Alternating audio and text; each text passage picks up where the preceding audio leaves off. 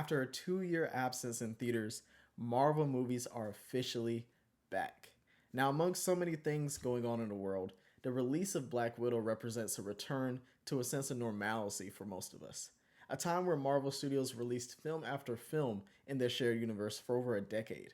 Now, this may seem exciting on the surface, but for a studio that has successfully pushed the boundaries of big budget filmmaking, Black Widow represents a return to their safer beginnings. And I think as an audience, we're well past the demand or really need for the type of film that Black Widow is. Marvel has found themselves in an interesting position over the past year. Now, the pandemic has shifted their release schedules dramatically, and in many ways, I think that contributed to the stifled enjoyment that I had with Black Widow. The adventures in the television with WandaVision, Falcon and the Winter Soldier, and Loki have shown that they are willing to take more risks with their properties and audience expectations now more than ever, in large part due to the success of Avengers Endgame.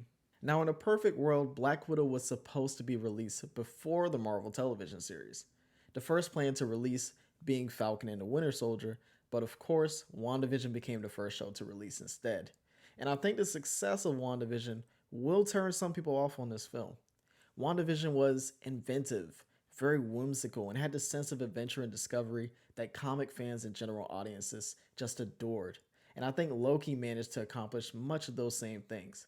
So while it may seem odd that I'm discussing Black Widow in the context of these other Marvel works, I feel that they need to be discussed at least in some capacity in conjunction with each other, because it is the studio's intention that all these films and television series connect with each other to eventually create a cohesive story arc for this world they've created.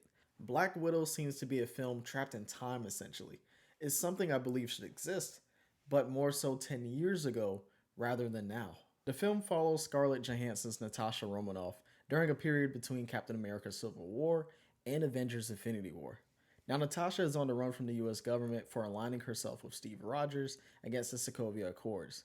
This film introduced her sister, Yelena, played by Florence Pugh, as well as introducing us to the Black Widow assassin program that made the famed Avenger that we know of today. This serves as an origin film for Natasha.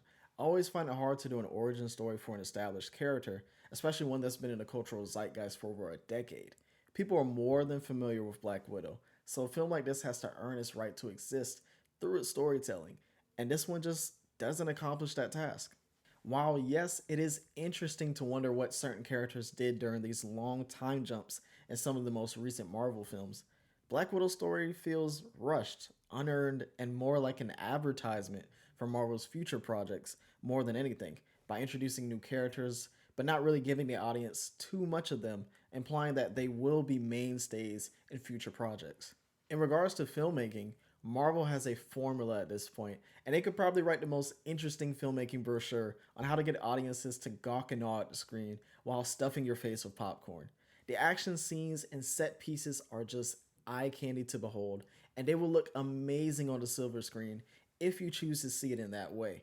The storytelling and character interactions are where issues arise in this film. Even with her backstory being revealed, Natasha as an MCU character isn't all that interesting here in this film. In fact, Florence Pugh's Yelena steals the show here and has some of the best lines of dialogue in the entire movie. The dynamic between the two sisters is the best thing in the film, and a continuation of Marvel completely nailing sibling relationships on screen through their characters. The family relationship at the center of the film is strong as well, and those interactions provide some of the film's most alluring drama sequences and some of the best jokes that manage to really stick their landing. Taskmaster falls in line again as one of Marvel's more forgettable villains, and it's revealed who the real villain is later in the film. And that person follows the mold of evil bad guy with a world dominating agenda, but no real personality beyond that. Now, this is a superhero movie trope famous for the pre-MCU world, but after villains like Loki, Thanos, and Killmonger, you'd think we'd be past static and frankly just boring antagonists, but it's here in this film. Honestly, the film is just 10 years too late.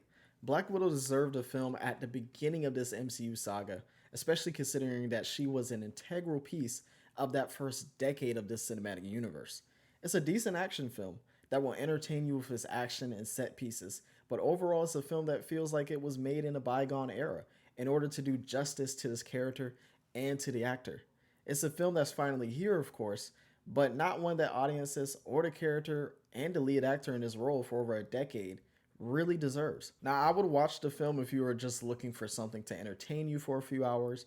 Beyond that, you're not really missing much by skipping this one. But what do you guys think? Have you seen the film? Comment below with your thoughts, and don't forget to like and subscribe. And I'll see you guys on the next one.